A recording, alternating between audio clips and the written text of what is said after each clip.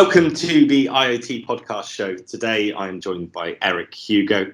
Erich is the Managing Director of Business Innovation at DeltaTrak. DeltaTrak are leading the way in cold chain management and temperature monitoring solutions, and is generally considered a bit of a mover and shaker within the IoT industry. Erich, thank you very much for coming on the show today. Am I the mover or shaker, or is DeltaTrak the mover and shaker? Well, I think you both could be, right? Well, I hope my boss heard that so that he can give me a raise. No problem. We'll send him the link once we're done with the show. Perfect.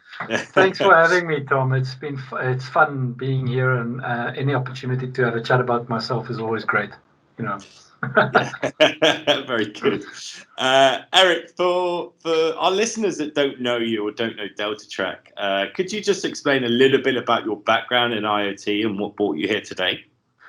A little bit goes a long way back. I mean, I was born and raised on the east coast of Africa in KwaZulu-Natal, where my family lived and comes from, and where my heart is. And I had an introduction into, let's say, computing around about 1979, 1980. I know I look very young, but I have been around the block a while. And my dad took me to his work, and they had installed a WAN computer, which at that stage was like the big thing, and because there was this new thing called mainframe computing that was going to take over the business world.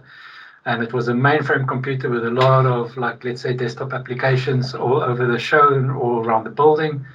And I remember the IT guy telling me that this is the future, connected computing is going to be really great. And in 2 years later, the Apple Lisa was released, and the PC came onto the IBM came onto the board and killed mainframe computing, basically.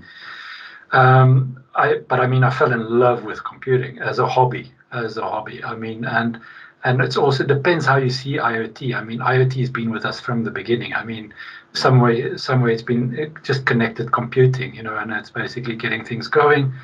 But my love started in gaming, got the Atari 2800, then got the ZX Spectrum with my older brother. Wow. Do you still have them? No, but I still have the emulators, and I still game a lot and things like that. Upgraded to a DSX 286 DSX in the late 80s. But then I went to study law in 1990. Made a hash of that, went to South African Army because all the white boys at that stage, because of the apartheid regime, still had to go and do military service. Came out, realized that the legal world is not for me, but didn't know what I wanted to do. But I've always been dabbling in computer because my older brother is an electronic engineer, and he always had the goodies at home and stuff like that. And then went backpacking across Europe for 2 years. Saw the launch of Oasis here in the UK live, and it was just amazing. Came back to South Africa, decided to become a grown-up, and decided to go and work for my brother. And that's where the journey started in 1995 then. And he launched a company called Internext, which was an ISP.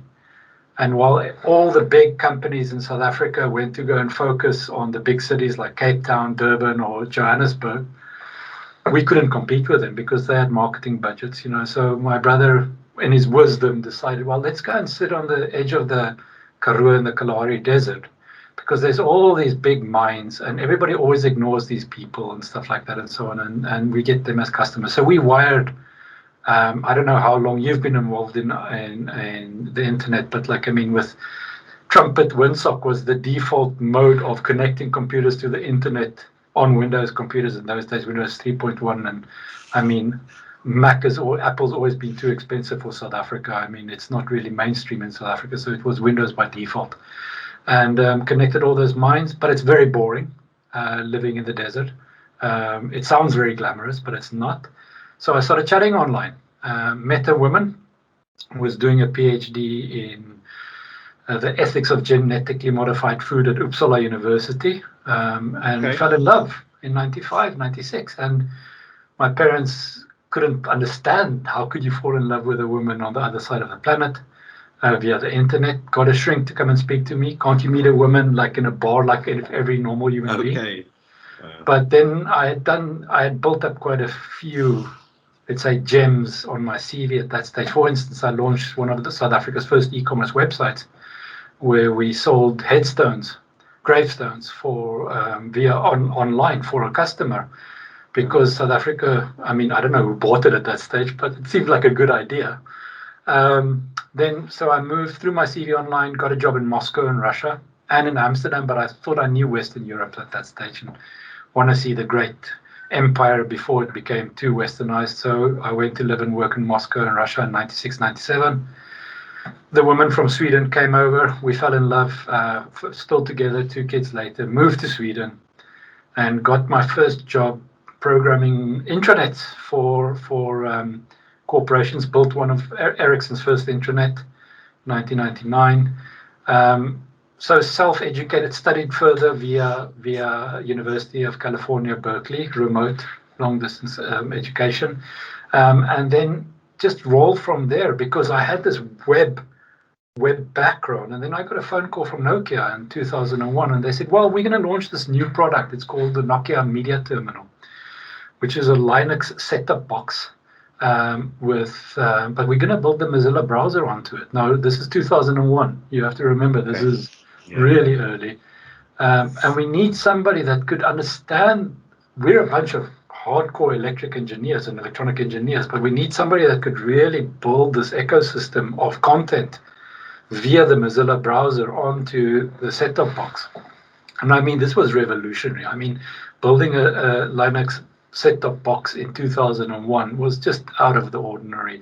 You could record shows and everything like that, and they would build these native apps into the system to, for instance, record TV. And I was like, we can do that with web technology, and just layer a transparent layer via the Mozilla browser onto the screen and record everything with the same quality. And they were, you can do that. Stayed with Nokia. Launched music kits for them, built quite a few innovative solutions. Started my own company in 2009 called ITG. I was invited by a good friend of mine to join the now very famous company called Sound Industries, which is the makers of the Marshall headphones that you see everywhere and stuff like that. They signed an agreement with Marshall out of, I think they're up in Milton Keynes, to make the Marshall headphones, and I was on the board there for 5 years while running my own consulting agency. And always in this crossover, I never knew what I did. I mean, I thought I did rapid business development, which is now called design thinking. And then in ancient times, you discover you always had your spirit animal, but in modern times, I've got my spirit YouTuber, And it's a British guy called Tom Scott, and I don't know if you know him. And if you don't know him, this is a shout out to Tom Scott. He's just great. And he did a webcast or a show called The Art of Bodging. Now, there's this great English word called bodging, which is people that basically slap things together and make magic, And I realized that he's a technical bodger and I'm a business bodger. And as in IoT, you've got edge computing now coming in business, you've got edge business, which is kind of the business equivalent of edge computing and IoT. But it's people on the periphery of all these different technologies that put them together into mixtures that do things and do magic things. And I've done that. I've built mobile phones for 2 companies, custom-made mobile phones. I've built connected speakers. I've built connected air purifiers. What was always the leading question in everything that I developed was more the application rather than the IoT technology. In the case of the air purifier, they said we need to save people's lives. People are dying of air pollution. I actually saw in Britain right now that it had registered its first case of official cause of death was an 8-year-old girl that died of air pollution. She had to walk in London to and back from school, and she had a severe asthmatic attack. And so there was a case for technology to address the situation. To 2014, I launched my first real IoT company. Before I was more into M2M companies and stuff like that when it was called machine to machine, like connected speakers, like connected headphones, like connected things. But then we launched our first IoT company called Most, which was a hub which you put in the back of containers that measures five key data points. And what was interesting is that the idea was born.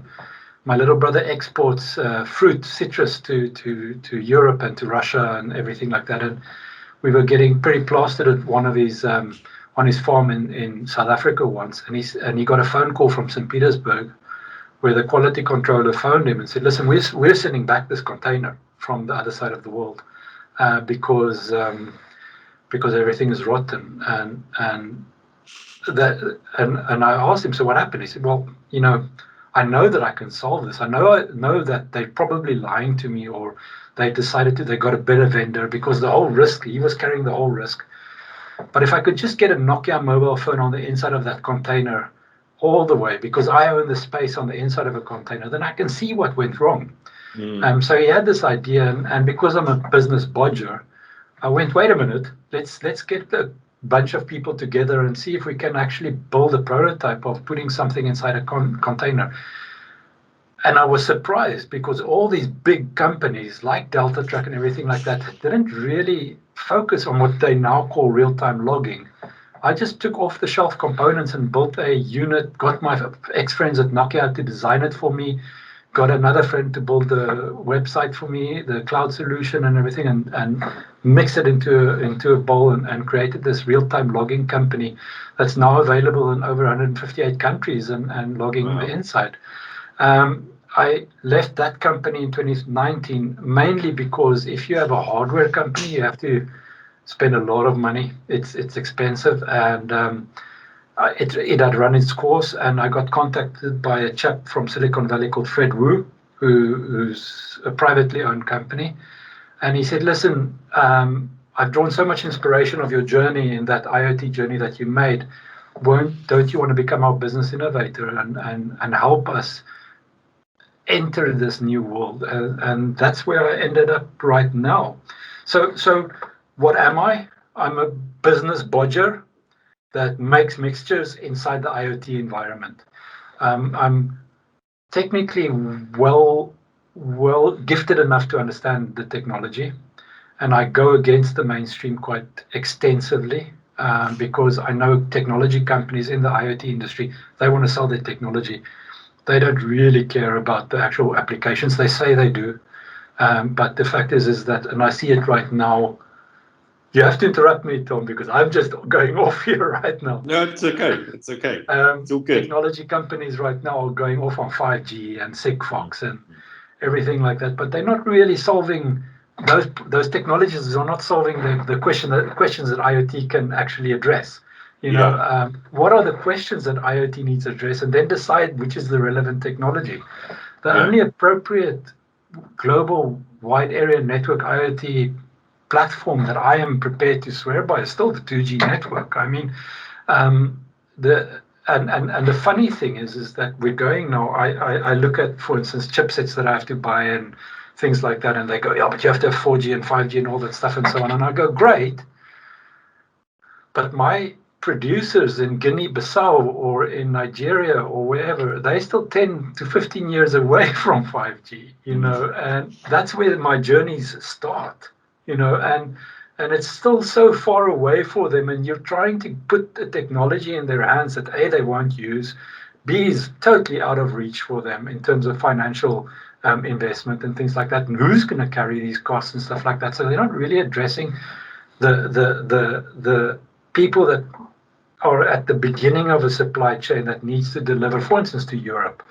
I mean, if you go into a Tesco's right now, or I go into a Carrefour or a Lidl right now, I mean, I look at a product that comes from South America that was probably packed in Ecuador or in Chile or things like that, probably by a person who probably delivered one pallet of that product to a bigger consortium and stuff like that.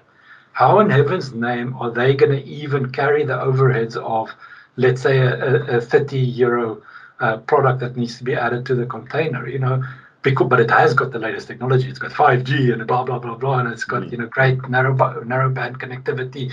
It's got Sigfox, blah blah. That's not the point here. The point here is that I need to know that the fruit or the perishable is getting in a good condition here in Europe, or whatever the goods is. So I made that transition from technology, web to hardware to IoT, and now into logistics. And it's super interesting. And the thing that really got me about logistics is that what people don't know, or what people don't know, by some estimates, logistics is 1/3 of the global GDP. 1/3 of the global GDP, right? It's massive. The industry, I mean, in all its different facets. Of that, a massive chunk is perishables. Like, I mean, we ship food all over the world from everywhere and everywhere. Of that perishable, 40% never reaches its intended market. I mean, let that sink in. So we've got producers producing all over the world. 40% of that produce never reaches you sitting in your office in Bristol, and it was intended. It's a terrible waste, isn't it, right? It's incredible. And yet the industry is profitable. So with a waste of 40%, the industry is profitable. And I'm like astounded by this. This means that it is one of the most profitable industries in the world. There's nothing that comes close to it. Because if you can have a waste of 40% of your produce, either somebody is being exploited extremely somewhere, or it is extremely profitable. And then, so if you can address this waste via real-time logging and everything like that, and you can bring it down by 10% year on year or things like that. Not only do you, I'm from Sweden now, I mean, I'm from South Africa originally, but I'm Swedish now. And I live in the zeitgeist of this country, and one of my heroes is obviously Greta Thunberg, who's a fantastic person who's done more to save the environment than I could ever hope to. And all her climate goals can be achieved if we stop wasting perishables, because it will be less shipping, it will be higher profitability. So let's stop wasting food, and we could actually achieve climate goals on the other side. You know, how are we going to stop wasting food? Well, bringing technology into play. You know, so technology from real-time logging, using AI to check the quality of food, you know, and so on and so on. Taking a photograph of a peach and see, okay, how far has it gone to rot, and how much shelf life has it got left, and everything like that. And I'm bodging all those solutions into and baking it into solutions in the logistics chain. The world will. I mean, if I can get people excited enough about stopping food waste, and I'm not talking, it's great that people are recycling at home and everything like that. I'm not denouncing that. But if you really, really want to affect and be good for the planet, we need to sharpen our logistics chain. We need to get better at managing goods. And real-time logging is the way to go. So DeltaTrak is this company that's been around. Fred started the company 31 years ago, still privately owned. It's going like a train. I love working for privately owned companies because they've got a longer term vision than let's say traded companies. They can really go. It's based on a vision that everybody buys into, and Fred's got a great vision, and we're putting all these different elements. I mean, he didn't build a multi-million-dollar company by not being wise. You know, he realized that there's certain elements, and now he sees that IoT is going to change. Well, he saw it 5 years ago. IoT and blockchain and all those things are going to change the logistics industry. So he's starting to make all these strategic investments right now, and we're bodging these things together into an environment that we feel is going to address this gap in the market. Yeah. I mean, it's fantastic, isn't it? Because you've touched upon there, obviously, what DeltaTrak do, right? And the use of real-time loggers. And I think the most poignant thing that I've taken from that, Erich, is the fact that, you know, 40% of these perishable items never reach their destination. And we put so much focus on the end consumer to practice good recycling, good practice just around, you know, what you do with waste and the management of waste. But it seems fairly academic compared to the massive issue that you have at the supply chain side of things, right? It's incredible. So just to go a little bit more deeper on that, could you just explain a little bit more about the real-time loggers within DeltaTrak and what it is that you're attempting to do, with them to stop this issue? Well, we've got the abstract, and then we've got the, let's say, the pragmatic. I mean, the pragmatic is that we're a company that wants to make data available. I mean, it has to be available to our customers, to the consumers, to the whole supply chain. What is happening inside a container, and not just a container. I mean, it's anything that needs to be logged or tracked and things like that. And with that, we've built a range of products that addresses certain verticals. I mean, we're based in Silicon Valley, so of course, there's two major food export industries in the areas in the world. I mean, it's California is one of the largest exporters of food in the world, and Holland. I mean, people don't realize that Holland or the Netherlands is the second biggest exporter of food in the world, not only at their own produce, but produce that actually comes via Rotterdam into the European Union and further east. So I believe that DeltaTrak, I mean, I'm fairly new with the company, and Fred will probably wrap me on my knuckles, but DeltaTrak was born out of that need of transporting perishables out of California to the rest of the states, right? And it was with dump trackers, which you put in, and very early in this journey, they built in something. We patented something called shadow logging. Right. So most logging has got something that you basically have to press a button. The user has to activate it. And remember, this logging is used in court cases. So it has to be with the right sensors, with the right connectivity methodology. Everything has to be stand up in a court of law. And shadow logging is basically a PDF log that goes on regardless of whether the customer presses the button or not. So when you retrieve the logger, then you can still get the data of what has happened. So we built a whole range of products that goes into containers, whether it's from perishables or whether it's from dry goods or whether it's from on an airplane. We've got flight mode, so it switches off its connectivity options when it goes onto an airplane, so that you, as the receiver or the sender, can see exactly where your cargo is. What is the condition of your cargo? What's the temperature inside the cargo in different points inside the container? Because, like, for instance, you can measure the temperature in the front of a container, but the back of the container has got a different temperature. But if spoilage actually happens in the back, it affects the front. So you need to measure the temperature. We call it 2-channel. We've got various connectivity options. We try and create solutions, hardware solutions that actually fit our customers' needs. Lots of technical denominations of these products, but basically I would rather say is, if somebody had to contact me and say, can DeltaTrak address the problem for me? I'll say, so what is your problem? And then I would go into my bodging book, and I'll say, and I speak to our CTO, who's a great young guy, and he'll say, okay, but we can actually use this. We can change the interface like this, and we can put the product in there. So you put a logger in the back of a container. It's on a marine transport for 6 weeks.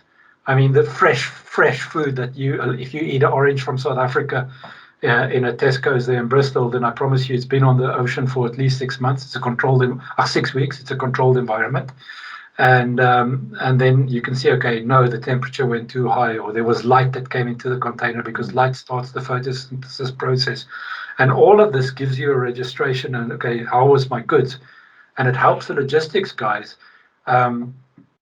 Importers have to carry the brunt of the losses if a retailer decides not to take a product. They can say, okay, you didn't deliver on Monday morning 9 a.m., so I'm going to go somewhere else. So the importer is stuck with the goods, and they can then still see, oh, my container is in Las Palmas. Maybe it's time that I find a new buyer, because the logger has basically let me know that we built a geolocation that basically pings us and says, okay, now it's close to that base station in Las Palmas. Lets me know here in Gothenburg that my container is basically 2 weeks shipping away. I'm not going to make my deadline. Maybe it's time to find a new buyer, and so on. So things like that. I focus very much. I'm not technology savvy enough to really go into the details of the which type of bands, but I'm savvy enough to understand how it's going to affect the business process. And then, like I say, the logistics industry still uses maritime laws from when Napoleon invaded Egypt. It's an industry waiting for disruption, really. Yeah, I mean, thank you for that, Eric. Yeah, I mean, we've spoken to quite a few people involved in asset tracking and monitoring of shipments and cargo and what have you. But it's the first time I've heard someone in a real life use case talk about the fact of if you're going to be late for a shipment, a delivery to a customer, you potentially can send that somewhere else to decrease that 40% amount that you talk about. Exactly. Right? Exactly. And that's fantastic, isn't it? Really, because I mean, it's almost a little bit not so much unfair, but you hear a lot about this, especially in the UK, with farmers really being beholden to the supermarkets, right? And if they're late or if something is slightly deformed, if the carrot's not straight, then they reject it. And it seems to me like a really dare I say it, like kind of fairly irresponsible approach sometimes from the supermarket chains to do that, because it is just causing this waste and it is just causing these issues. And it doesn't need to be sometimes, right? And I'm sure this system will help that and try and find a absolutely, Tom. I mean, I'm not going to put the blame at the supermarket's feet, because no, and neither am I, for the record. Because all these companies just evolve from an Excel sheet where they have to show profit and loss. Is a supermarket's goal to make money or to feed people? I mean, if it is to feed people, then you're going to have a different strategy than just to basically make money. So all these small things have to come into play for everybody to come on to me. But this new generation, the Greta Thunberg generation, they're amazing. They're filling me with inspiration, because they actually want to make the world a better place. For them, it's default state that things have to be sustainable. Whereas my generation, it's very much Excel-driven, bottom line, and making the books balance. Whereas the new generation says, wait a minute, I want to make money, but I want to make enough money. But I also want to make the world a better place. And I see that everywhere. And I'm so grateful for my kids who are teenagers and early 20s right now. I mean, they are making they're engineers and stuff like that, but they're making these small choices to make this better. But just to give you an interesting thing is that there's a country, I'm not going to name the country for fear of pissing off some other countries, but they produce some of the greatest avocados in the world. So the buyers of avos go to these specific markets where they trade the avos in the local country, and they say, okay, we want to buy. They get an order from Tesco, say we need 3 containers of avos and we want the best avos. So they go to this market, and this country makes really, really great avos, or produces great avos. So they place an order, and 6 weeks later, the avos get delivered to Bristol Tesco, and they're all rotten. I'm giving you a real case of what has happened. So they came to us and they said, we don't understand this. I mean, everything is checked and so on. We need you guys to check out why this happened. We don't know what's happening. Because when they load it into the container, it's these beautiful, beautiful vegetables, or is it a fruit? Avos are a fruit. And they come up, and it happens time and time again, from New York delivery to Berlin delivery to London delivery. It all messes up. So what we did is we put a real-time tracker into the back of the trucks when they got loaded, and we got all this data back, right? And then we started realizing, okay, we've got an accelerometer inside the tracker, and we started seeing, wait a minute, the truck is shaking quite hectically. Why is it shaking so much? And because we know that if an avo basically starts bumping against each other, then they start ripening, and that you initiate the ripening process. We analyzed the data, and we came to the conclusion, but wait a minute, somebody is driving on a dirt road here. Most of the drivers from the city to the port, the city is in continent, the port is about 500 kilometers away, they're driving on dirt roads, even though there are tarred roads. They don't take the tarred roads, they take big. Then we actually realized, but the incentivization scheme for the truck drivers is to conserve fuel and hit time deadlines, right? So to conserve fuel, they won't take the main road. They won't take the tar road, because they get bonuses for all the fuel that they save, right? So they save the fuel by taking the dirt road, and then also the dirt road creates shaking, and the avos ripen. So we went back to the client and we said, okay, there's your problem. It's not the IoT that's going to save you. It's not the trucking company. It's the goals and the targets that the drivers have. You need to incentivize them in another way so that they stick to, because they're all private contractors. You need to incentivize them in a different way to take the toll roads, so that the vegetables and the fruit doesn't shake inside the container. So it was this real life problem here in Europe and in America of rotten avos was actually caused by the incentivization of a person on this continent who was basically saying, you have to save fuel. You have to save fuel. So with real-time logging, we put everything together. We got this whole pool of data, and we've got an amazing database, a really fantastic database with billions of data points where our data scientists just go in and they basically say, okay, we want to see how is this hurricane affecting the traffic, and so on and so on. We can see these things in real time. It's really great. Yeah, I think from what you've said, I think the logging system is fantastic from a technological standpoint, but I think what it could do as well is enhance the conscious effort for sustainability throughout this chain. Absolutely. Because I think everyone needs to play a part in this, right? I talk about the supermarkets earlier, but that if they do the logistics, the drivers, everyone is incentivized and has a metric against that to do that, then this is what is probably needed, right, in order to reduce some. I mean, we can inspire consumers here in Europe and in the USA and in China to recycle until the cows come home. But but that is of the 60% that has been delivered, that doesn't even address the 40% of perishables that has gone to waste. Exactly. So, and that's what I mean. It's fair in a way. It's kind of, it's not academic, but it's sadly such a massive amount that it really tips the scales, doesn't it? So if we can address that side and culturally change people. I mean, I hold my hands up, right? 10 years ago, I probably didn't recycle that much, right? Yeah. But now I do, and now I'm so conscious about it, and and I'm so conscious about making sure that we, are making use of food waste, of recyclable items, and it's really staggering when you think about it, even just from one household, right? Yes, incredible. It's incredible. I mean, it's a whole lifestyle change. I mean, our current society is built on the whole concept of growth, and we need to grow differently.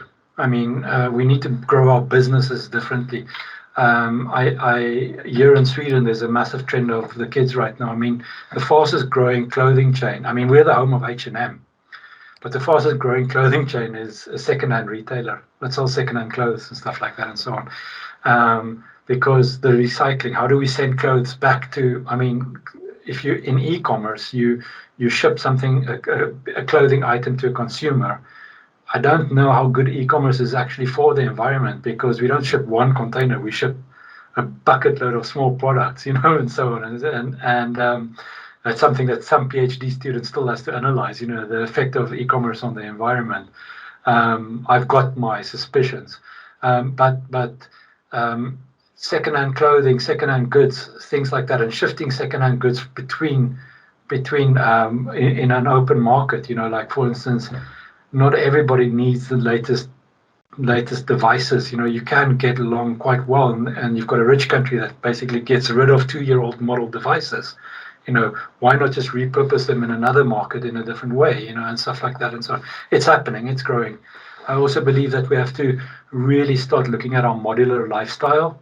For 10 years, we've had this business model where, and I take electronics as a reference point here. I mean, now everything is included in our electronics. I mean, if you want to upgrade your camera on your mobile phone, you can't. You have to upgrade your mobile phone. I don't know if you remember the PC revolution. It was Lego. It was candy. I mean, we built our own computers and we upgraded this component. But that also led to a lot less of waste.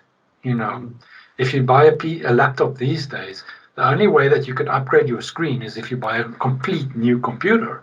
And this goes for everything in our whole lifestyle. Now we're a bit off topic, but so logistics, is going to play a role in all of that. It's in how to ship goods from one point, and DeltaTrak is definitely. I mean, I admire the fact that they really want to. I mean, I know that California is full of hippies and all that stuff and so on, but these guys really want to make the world a better place, and they're doing it effectively and they're doing it constructively, Yeah. I mean, it's fantastic. I mean, it's something that I'm really passionate about in terms of tech for good, right? And using IoT to make a more sustainable world. Richard Attenborough put out one of his final. I don't know if it's his final documentary. Might do another, but you can't help but be moved by what we've done, right? And the collision course that we're facing. So it's really inspiring to hear stories about this and the general real world effects that it can bring. You mentioned at the start when you were talking about your background, and we've touched upon this in context before, but when we talk about set-top boxes, we talk about media, we talk about entertainment. It's fantastic, but at the end of the day, it's just TV, right? So when you're trying to do things that are actually changing things for the benefit of humankind, it's really, there's a real feel-good factor there.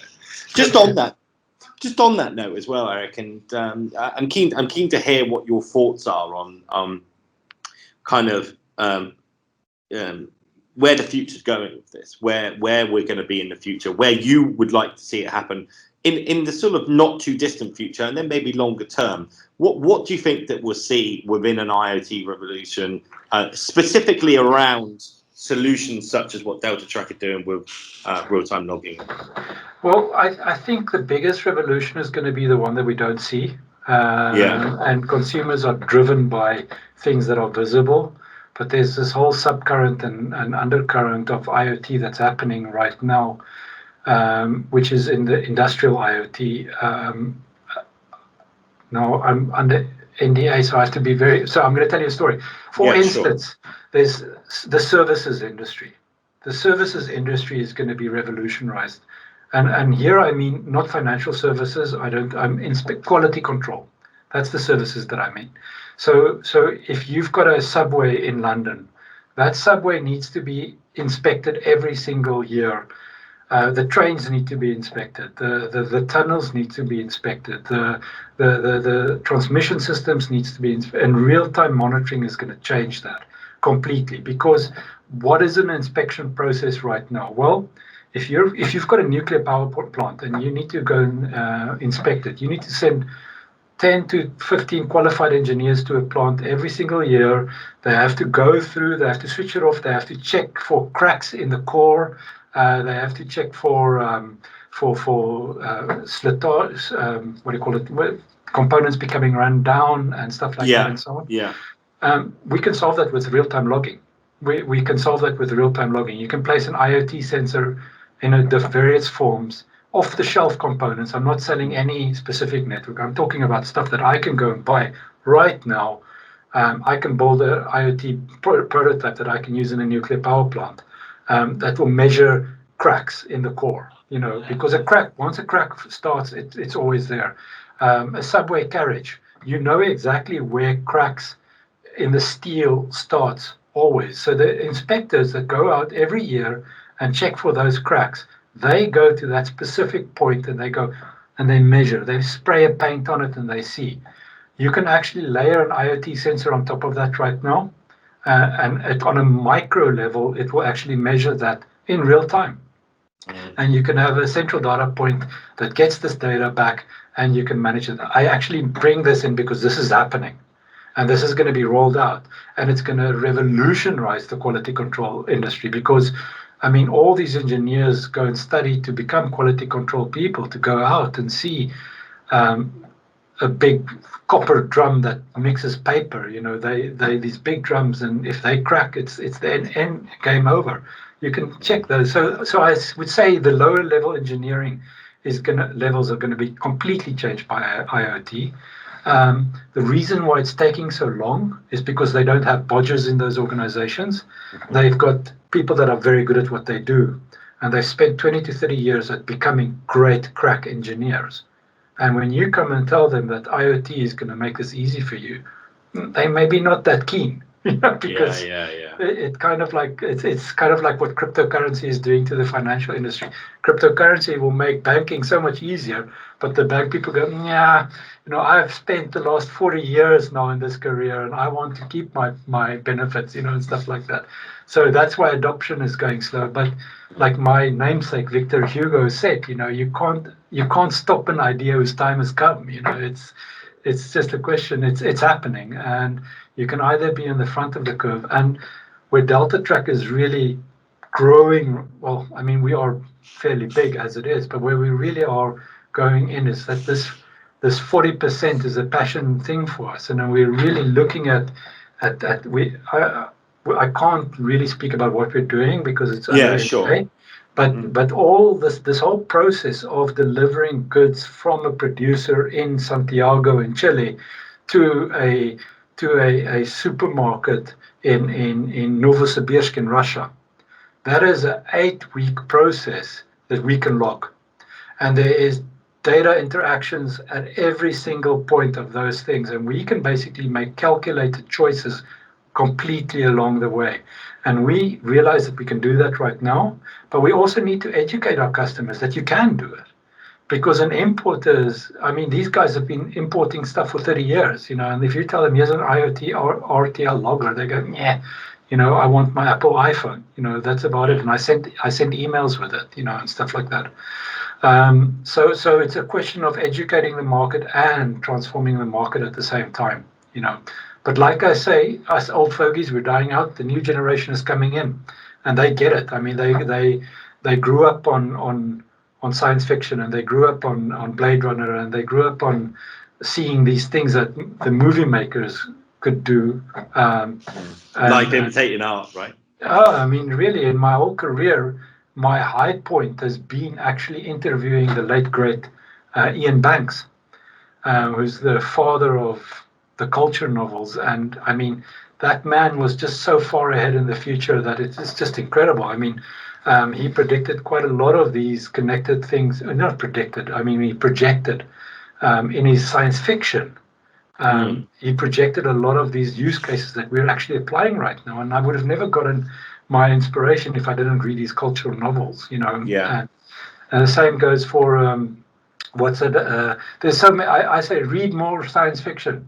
Don't read about how to manage businesses. Read science fiction, because it changes everything, So I think that this process, we are going to fine tune this process, and we're going to get the data scientists involved, and hopefully in about 10 years' time, we've brought down the 40% waste to about 30%, but knowing the internet and the power of the internet, it will probably go much faster. It will probably go much faster.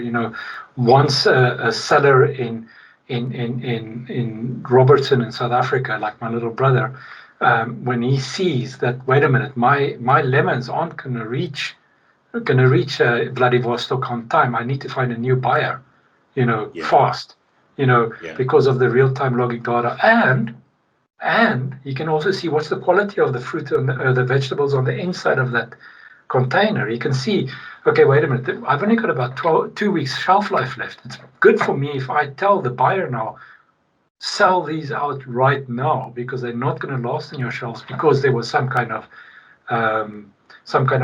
thing that happened inside the container on the trip and so on. The big challenge is that there is how is the data going to be managed? Because all these big shipping companies, they don't. I mean, if you own the inside of the container and you basically come to them and say, wait a minute, your container, your cold chain reefer that I booked from you had a leak.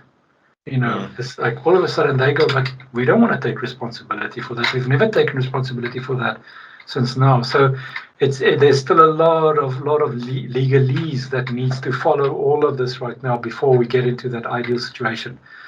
But I mean, if I can build a phone for an African country, then we can definitely solve this. So I've got no doubt about that.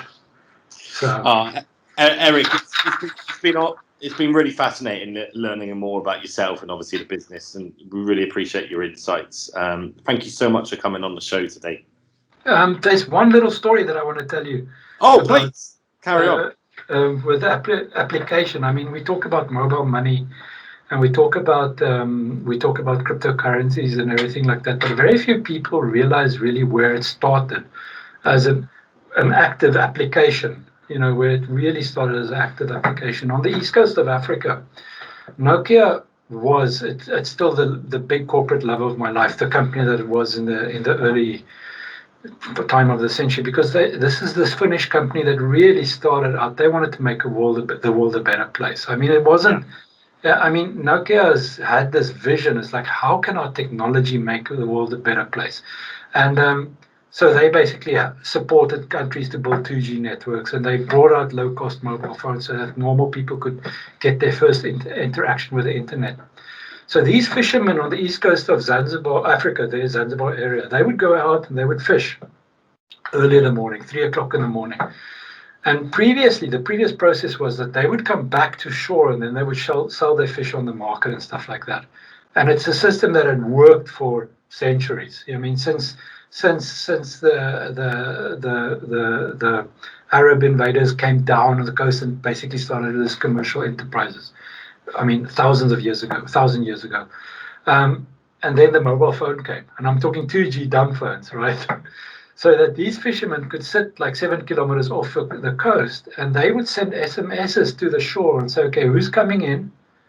Who's coming out with it? This is now the beginning of this is 2001. I mean, this is like really, they would get prices for the fishes, and then they would go, okay, wait, I shouldn't dock there. I should dock there. So they could actually start managing the whole logistic process just with old traditional 2G technology. And that evolved where they actually started selling their catches for airtime. So the currency of, okay, wait a minute, now I've taken up 10 kilograms of fish and I want to sell it, but that guy wants to buy it right now. But he's 10 kilometers into the shore. How can he buy it? Oh, well, he can just credit my airtime on my phone. So I could then go and take this airtime and credit it to somebody else. And it became a complete industry of selling and trading airtime on the east coast of Africa. And that's where I draw my inspirations from. I mean, I'm excited about what happens in the labs of the West, but people applying technology in innovative ways, that's where the magic happens, really. Yeah. I mean, who could have thought that people would trade with airtime? It's like, what? And this is in 2002, before cryptocurrency even saw the light of day, and stuff like that. Wow. So I think sometimes it's providing the platforms, isn't it, and providing the infrastructure for people to then, monetize it in their own way. Right? Exactly, and also I would like the telecom industry, of where I've got a lot of great friends. I mean, when it comes to IoT, the telecom industry goes about 30% of the way. They never really take themselves into the actual challenges that the people that have their services. For instance, if I've got an IoT solution out there and I need to manage it, they say, well, here's the Jasper tool. Start managing your SIM cards and start managing whatever. That means I have to hire a techie. I want to move fruit. I don't want to sit and manage the Jasper tool, and stuff like that and so on. Another part of the industry where I think and the UK is leading this quite a lot right now is organic farming. I'm not sold on the idea of organic farming. I do believe that it's not the way to go. It's gonna use too much natural resources to get organic farming off the ground to feed a nation. You need to have controlled farming. You need to have farming that basically smaller, and that you can do with IoT, smaller area producing more food and so on and so on. So that's where RTL is going to play a big role as well. Yeah, it's interesting you to say that, because we work with some vertical farming businesses on the recruitment side of what I do, and that's a really interesting topic, right? RTL, bring it in there. Yeah, absolutely. Yeah. Excellent, Eric. Thank you. It's been really good. Honestly, I've enjoyed it. It's great to hear so many stories, and I think there's definitely, we need to talk about something else in the future on here as well, right? And see where your journey is, where DeltaTrak's journey is. But we could talk for hours, right, about various topics. But I really appreciate you coming on and taking the time out to talk to us all, right? But thank you so much. Thank you, man. All right, no Are you problem. going to stop recording now? Yeah.